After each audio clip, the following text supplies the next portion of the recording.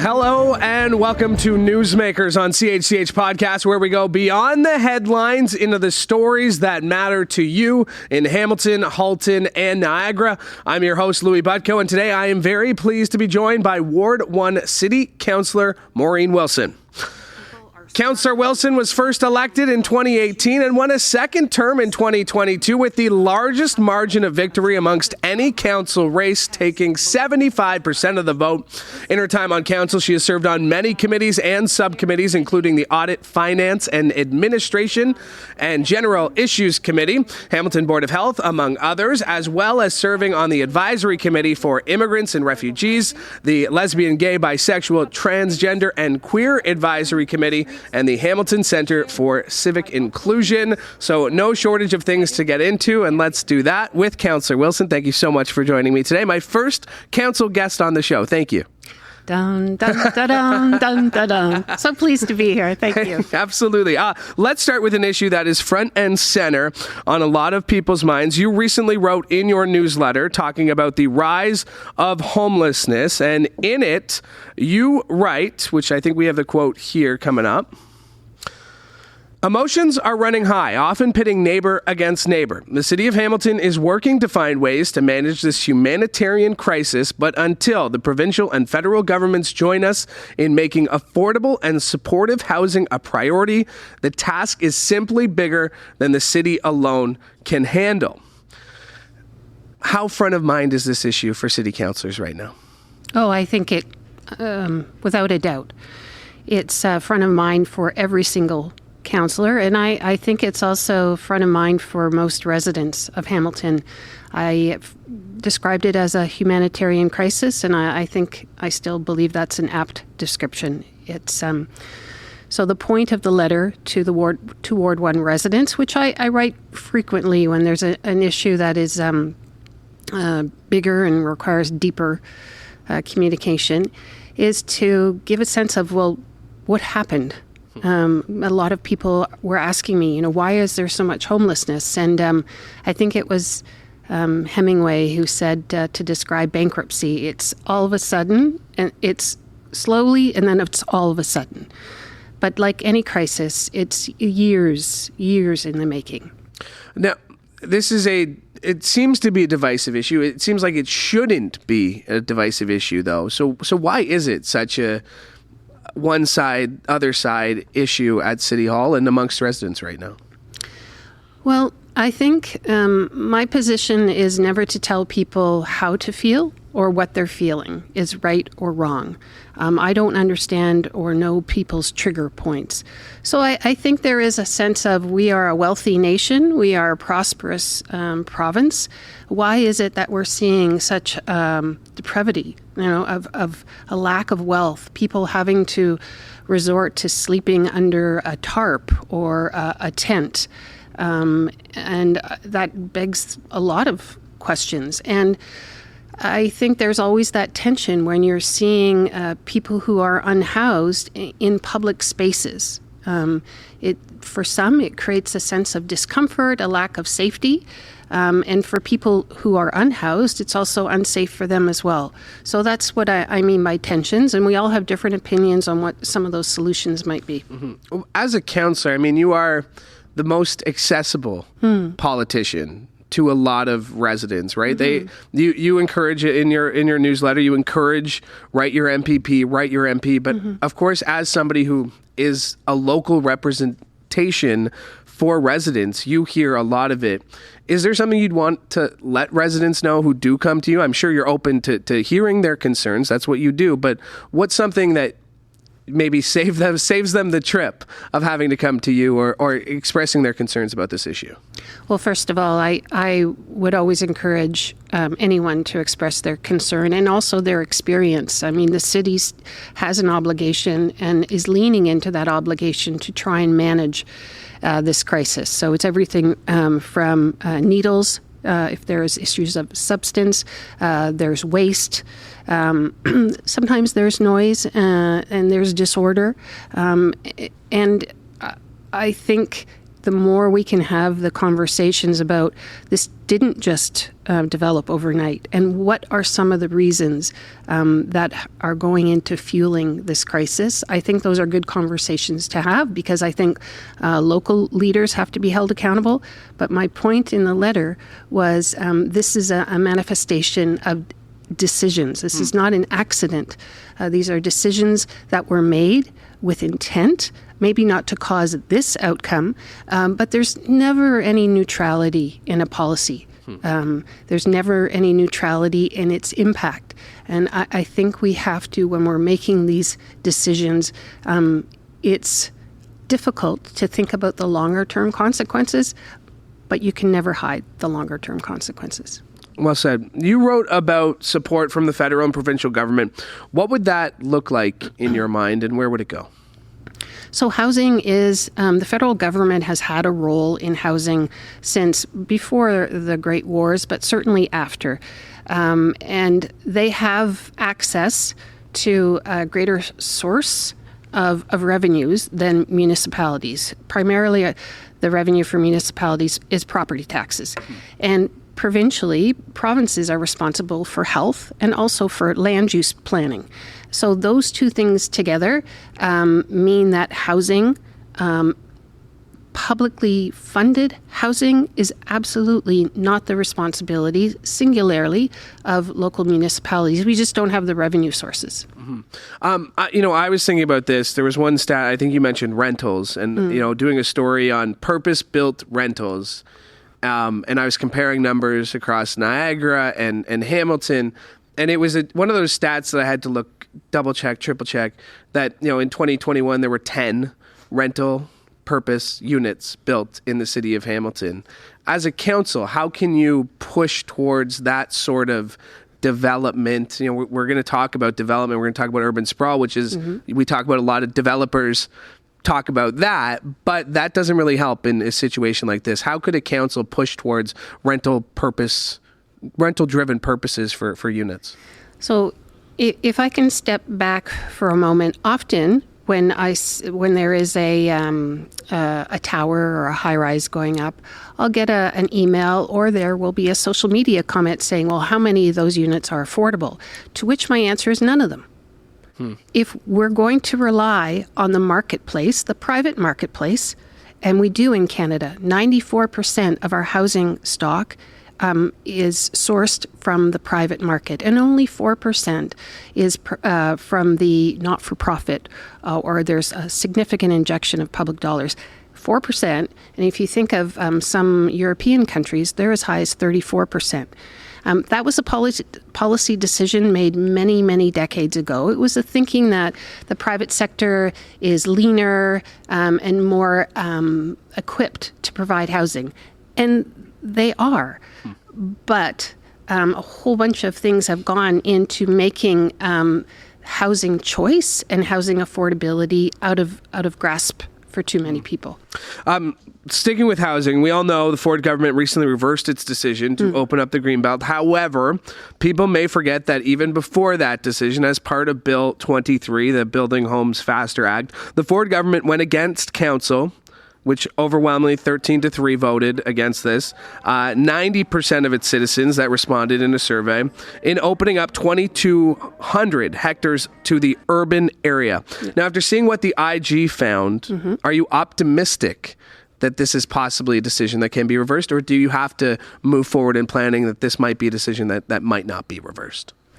Well, I think I would say politically and to all members of the community, it is in your best interest, whether you're motivated financially with your taxes, or whether you're motivated by green policies, or whether social issues are front in mind. It is in your best interest to not accept this decision and to do everything you can in your individual or collective will to make it known to your government MPs and MPPs that this is not in the best interest of Hamilton.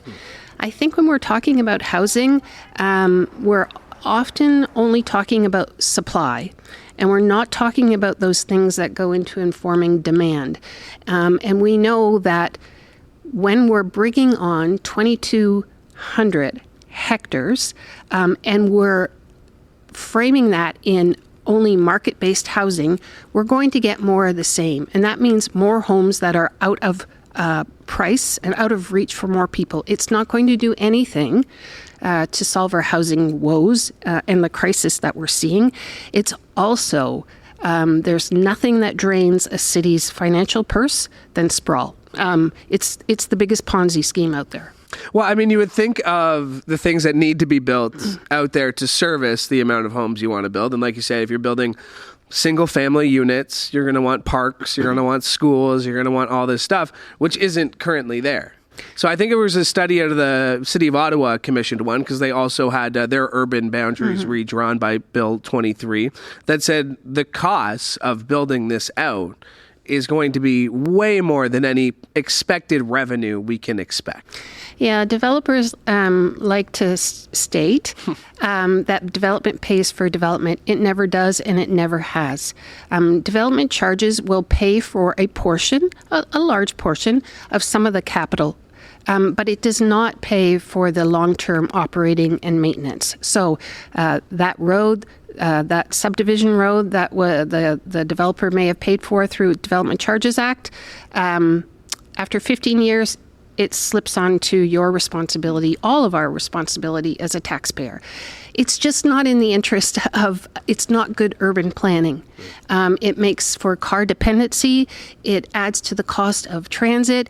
It's not even good for small business, because what we need is small and medium-sized businesses, and the way in which those are best supported is when you have mixed income communities where people can walk and easily get to those businesses. And those businesses, they're not owned from somewhere far away. They're owned by one of your neighbors.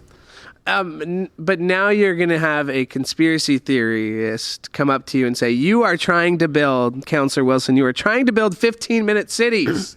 You're trying to keep me trapped. How can you, as a councillor, fight that with common sense? How can you tell that person that this has nothing to do with control? Because a lot of people hear walkable cities, livable cities, and they get very defensive, right? How can you, I don't want to say reason with those people, but how do you have that conversation to explain that housing does not need to be sprawled out?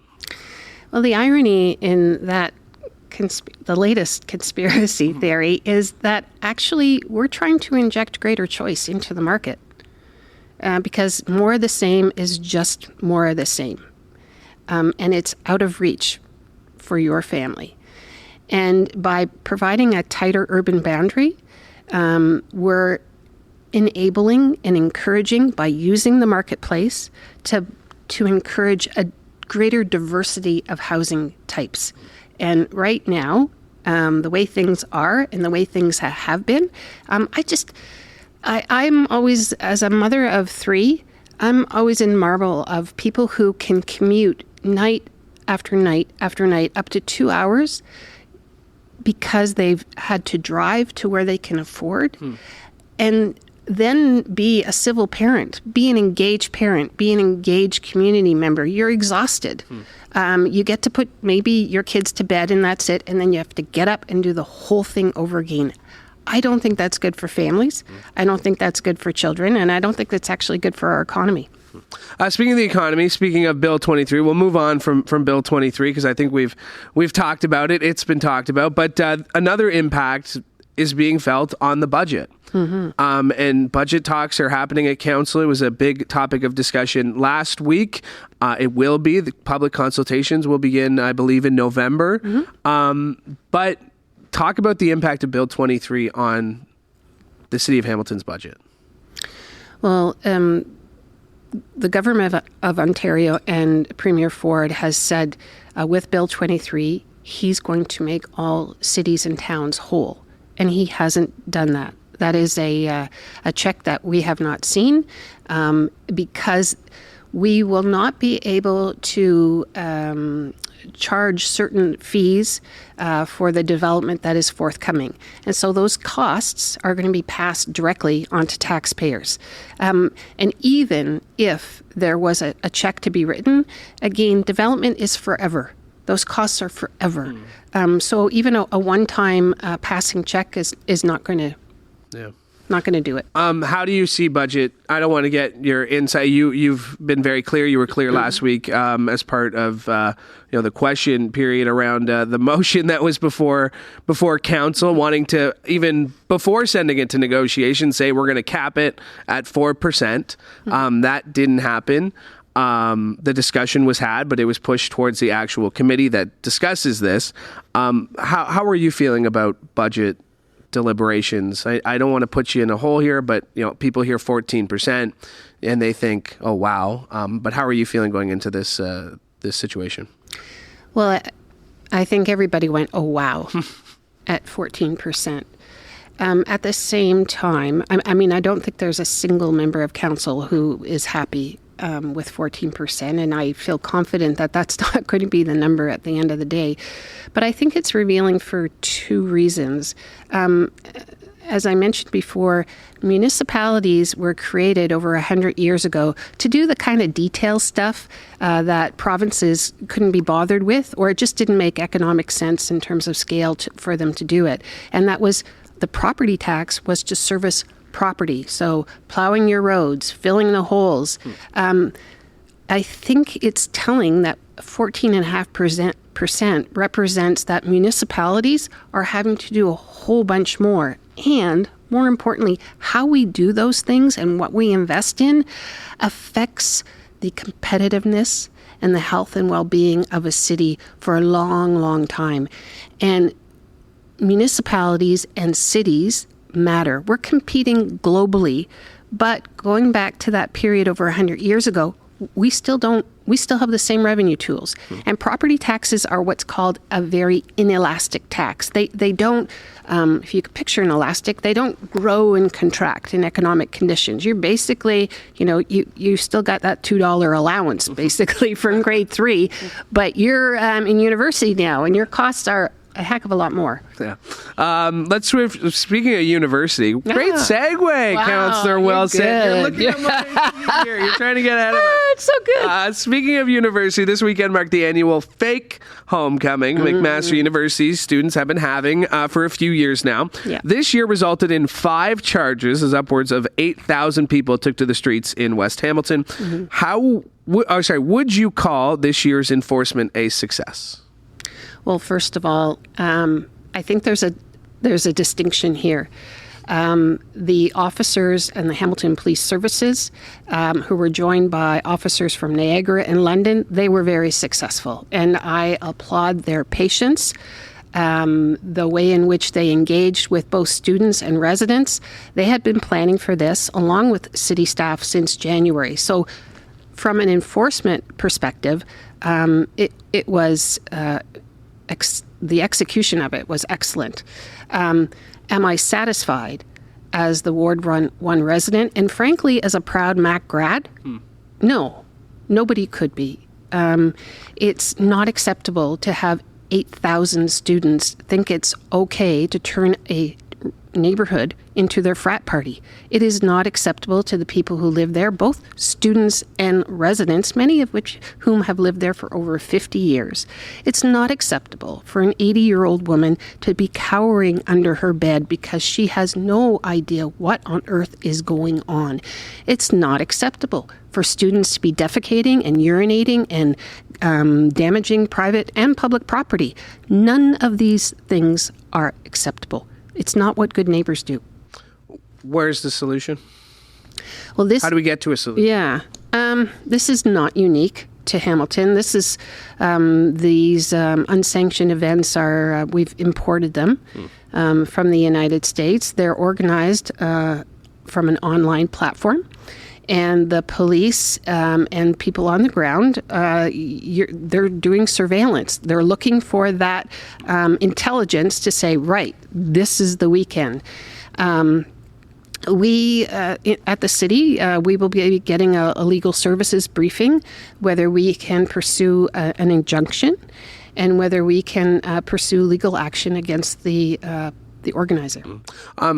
Does the school have a role you mentioned being a proud McMaster graduate. Does the school have a role to play in this? It absolutely has a role. Yeah. And that unsanctioned event would not be there in the absence of McMaster. Western University, my understanding is they have a formal homecoming weekend. They call it. And they have events, as does Ottawa, on campus. McMaster doesn't. McMaster made a decision a number of years ago to pull out of having a homecoming event. But I'm not sure why. I think they thought that would perhaps give them some distance or deniability, or perhaps, it would discourage this. But obviously it has not. And as a consequence, our Hamilton Police Service, they have to book officers 3 weeks in advance. And they are booking officers on time and a half for 2 weekends in a row because the weekend has not been called. Let's call the weekend. Let's encourage as many activities on campus as possible. And I would also, my constant refrain is McMaster has to come to the table and pitch in financially, because these are $250,000 at least a year. Yeah, I mean, 8,000 of students associated with your school who are having these parties. Like you said, you want to be a good neighbor. McMaster, 99% of the time, great neighbors in the neighborhood, I'm sure. That the exception to the rule, though. This month will mark 1 year since the current council and mayor have been elected. You were one of only 5 returnees from the previous council. With so many new faces, what has this past year been like, either getting to know how people work or getting to know how you all work as a group? Well, I think it's been that. Also with a new head of council. Yeah, of course. Also with a head of council who now has enhanced authority under a strong mayor system. I'll be very frank. I have enjoyed the last year getting to know my colleagues, getting to understand their interests. They're genuine in their public service. It's a very deliberative and I would say a very professional council in terms of how they conduct themselves, in terms of their respect for one another, and giving each other the time and space to learn, because everyone has a right to be there. They earned the right to be there. There's no junior table. That was kind of the previous councils, right? Yeah. You sat at the junior table with the Happy Meal. No, everyone has a right to be there. It seems almost boring compared to the last term of council, Councillor Wilson. I'll take boring, but I would say very thoughtful, very deliberative, and you and I have just had a discussion about some of the significant challenges facing this community, and I've often argued we have been governing over Hamilton's decline, and past councils have a responsibility as governors in that, and this council and the councils 5 years from now, 10 years from now, they have to be deliberative and intentional in their investment decisions and make those tough decisions. Let's look 5-10 years down the road. What are you encouraged about for the future of Hamilton, and what gives you optimism to keep doing this job? Well, I came to Hamilton in 1994. And there is just something about this place. It's like everybody knows your name. It's not 6 degrees of separation, it's 2.5.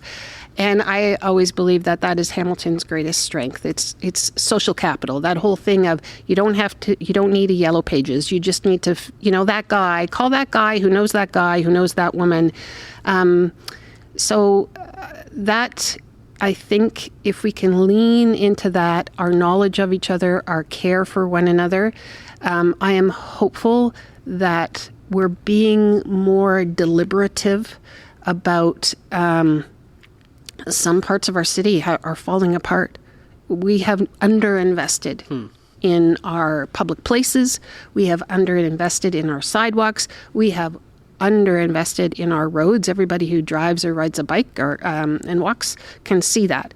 And I think this council, I'm hopeful that the community will join and enjoy the kind of discipline and intentionality that needs to be done, and I think is getting done. It's a tall task ahead of you, for sure. It sure is, but it's worth our best efforts. There you go. Well said. Councillor Wilson, thank you so much for doing this. I really appreciate the time today. Oh, it was fun. Yeah. Oh, it's fun. Okay. I'm clipping that so that any guest who comes in afterwards, I can show them. I said, Councillor Wilson said it was fun, but thank you for being my first councillor guest on the show. Woohoo. Yeah. My thanks to Councillor Wilson, and my thanks to you for joining us as well. You can catch a new episode of Newsmakers twice a week on CHCH Podcast, and make sure to like and subscribe to CHCH Podcast wherever you get your favorite podcasts, or go to chch.com/podcast. Or if you're watching this, you can scan that little QR code on your screen right there. Thanks to everybody behind the scenes who helped put this show together. I'm Louie Butko. From all of us here at CHCH, have a great day.